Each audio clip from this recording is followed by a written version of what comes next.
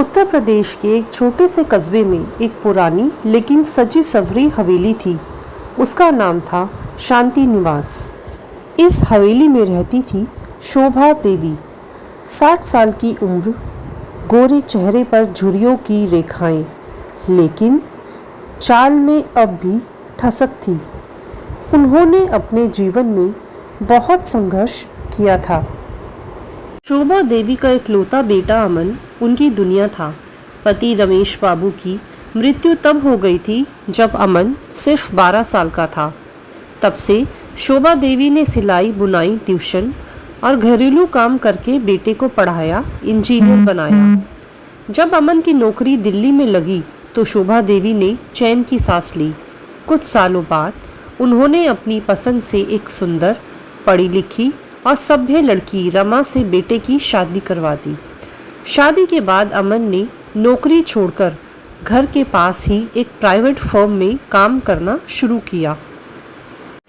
रमा सुसंस्कृत परिवार की लड़की थी। शादी के बाद उसने घर को बहुत जल्दी अपना बना लिया। सास के लिए चाय नाश्ता, समय पर दवा, पूजा पाठ और घर की सजावट, सब कुछ उसने संभाल लिया।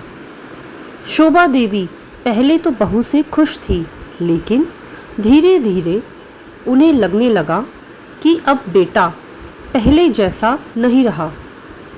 पहले हर सुबह मुझे नमस्ते करता था, अब रमा को पहले देखता है, वे सोचती।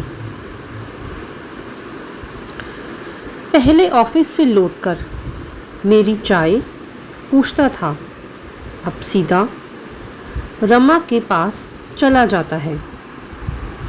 यही छोटी छोटी बातें उनके दिल में चुभने लगी। एक दिन उनकी पुरानी सहेली कमला चाची आई। अब तो बहू बेटा ही सब कुछ है, सासें तो बस नाम की रह गई हैं, उन्होंने हंसते हुए कहा। शोभा देवी मुस्कुराई, लेकिन इस एक वाक्य ने उन्हें अंदर से हिला दिया। क्या मैं अब इस घर में केवल एक नाम भर की बूढ़ी औरत बन गई हूँ? उन्हें लगा कि रमा उनके बेटे को उनसे दूर कर रही है। धीरे धीरे उन्होंने बहू के व्यवहार में दोष ढूंढने शुरू कर दिए। रमा ने दाल में नमक ज़्यादा डाला है, जानबूझकर किया होगा। आज पूजा जल्दी ख़त्म कर दी, शायद उसे मेरी भक्ति से जलन है। रमा ने कभी शिकायत नहीं की, लेकिन वह यह ज़रूर महसूस करने लगी कि माँ जी अब पहले जैसी नहीं रही। अब शोभा देवी ने पड़ोसियों के बीच भी बहू की बुराई करनी शुरू कर दी।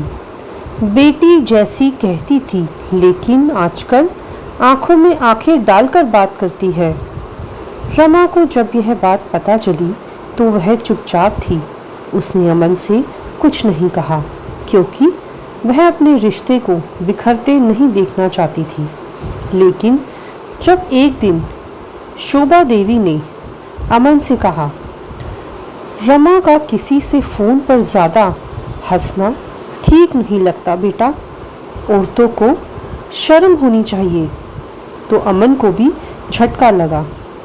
माँ, रमा मेरी पत्नी है, मुझे उस पर पूरा भरोसा है, उसने कहा। ये शब्द शोभा देवी को छू गए, लेकिन किसी मिठास के साथ नहीं, बल्कि एक कटुता के साथ। कुछ महीनों बाद अमन को कंपनी से एक बड़ा बोनस मिला। रमा ने सुझाव दिया, इस पैसे से हम एक एफडी बनवा लेते हैं, हमारी बेटी रिद्धि के भविष्य के लिए अच्छा रहेगा। शोभा देवी ने यह सुना और उन्हें गुस्सा आ गया। पहले पति को कब्जे में लिया, अब पैसे पर भी अधिकार जमाना चाहती है। बहुओं की यही चाल होती है। अब शोभा देवी ने अपने पुराने रिश्तेदारों से सलाह ली, बहन, घर की ज़मीन जायदाद अपने नाम कर लो, वरना बहू सब हथिया लेगी, एक ने सलाह दी। उन्होंने चुपचाप सारी जायदाद अपने एक भतीजे के नाम कर दी, जिसे उन्होंने कभी देखा तक नहीं था। जब अमन को इस बारे में पता चला तो वह स्तब्ध रह गया। माँ, आपने मुझसे पूछे बिना ऐसा कैसे कर दिया? अब तू भी पूछेगा। बहू के इशारे पर नाचने लगा है। रमा को बहुत बुरा लगा। उसने सोचा कि शायद उसकी चुप्पी को कमज़ोरी समझा जा रहा है। उसने सास से बात करने की कोशिश की। माँ जी, अगर मैंने कभी कुछ गलत कहा या किया हो तो मुझे माफ़ कर दीजिए। लेकिन शोभा देवी ने साफ कहा, तू अब मुझे माँ मत कह। तूने मेरा बेटा मुझसे छीन लिया। रमा रात भर रोती रही, लेकिन अगले दिन फिर वही मुस्कुराहट और वही सेवा, क्योंकि वह जानती थी कि माँ सिर्फ खून से नहीं, रिश्ते से भी बनती है। एक दिन शोभा देवी मंदिर से लौटते वक्त फिसलकर गिर गई। उनके पैर में फ्रैक्चर हो गया। डॉक्टर ने 2 महीने का बेड रेस्ट बताया। अब वही बहू जिसे उन्होंने तिरस्कृत किया था, दिन रात सेवा में जुट गई। सुबह नहाना, दवा देना, खाना बनाना, साफ सफाई, रात को पैर दबाना। रमा ने बिना थके सब किया। रमा ने ऑफिस से छुट्टी ली। अमन भी दिन भर माँ के पास बैठता, लेकिन रमा की सेवा सबसे ज़्यादा थी। एक रात शोभा देवी की आंखें भर गई। उन्होंने रमा का हाथ पकड़ा और कहा, बहू नहीं, तू मेरी बेटी है। तूने मुझे उस वक्त सहारा दिया जब मैं खुद से भी हार चुकी थी। अब घर में हवा बदल चुकी थी। शोभा देवी ने जायदाद फिर से बेटे के नाम कर दी और भतीजे से रिश्ता तोड़ लिया। उन्होंने पड़ोसियों को बुलाकर कहा, जिसे मैं बहू समझती थी वह असल में इस घर की लक्ष्मी है।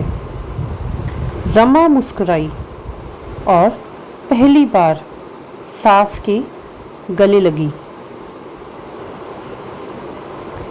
अब घर में हंसी लौट आई थी। अमन, रमा और शोभा देवी मिलकर घर चलाते। शोभा देवी अब पोती के साथ समय बिताती और रमा को घर की जिम्मेदारियों में सहयोग करती। रमा ने भी अपनी सास को कभी एहसास नहीं होने दिया कि उन्होंने क्या कुछ कहा था, क्योंकि वह जानती थी कि उम्र के साथ इंसान की सोच में बदलाव आता है। ज़रूरी है कि हम उसे माफ़ करना सीखें। यह कहानी केवल सास बहू के रिश्ते की नहीं, बल्कि माफ़ी, सेवा, भरोसे और परिवर्तन की कहानी है। जब लालच रिश्तों में घुस जाए तो वह सब कुछ बिगाड़ देता है। शक रिश्तों को खोखला कर देता है, लेकिन सेवा, धैर्य और प्रेम हर घाव को भर सकता है। दोस्तों, कहानी अच्छी लगी हो तो चैनल को सब्सक्राइब अवश्य करें।